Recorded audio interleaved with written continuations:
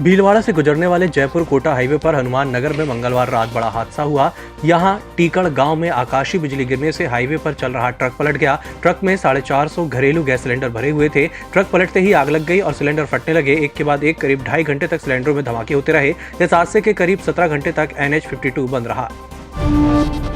भारत में corona virus के double mutant variant के मामले बढ़ गए हैं। भारत सरकार ने जानकारी दी है कि देश में 771 ऐसे मामले मिले हैं जो कोरोना वायरस का नए वेरिएंट से जुड़े हुए हैं। इनमें 736 केस यूके के corona variant, 34 case south Africa के वेरिएंट, एक मामला ब्राजीलियन वेरिएंट का पाया गया है। महाराष्ट्र, केरल, तेलंगाना और आंध्र प्रदेश में भी कोरोना वायरस के नए वेरिएंट के केस मिले हैं। अब केंद्र सरकार ने इसके बाद राज्य सरकारों से सख्ती बढ़ाने को कहा है।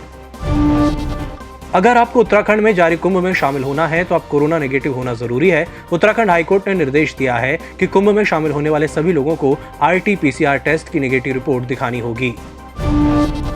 कोरोना वायरस की नई लहर का एपिसेंटर महाराष्ट्र बनकर उभरा है। ऐसे में राज्य सरकार सख्त फैसले ले रही है। बुधवार को महाराष्ट्र के बीड और नांदेड़ में संपूर्ण लॉकडाउन का ऐलान किया गया। जिले में ये लॉकडाउन 26 मार्च से लेकर 4 अप्रैल तक रहेगा।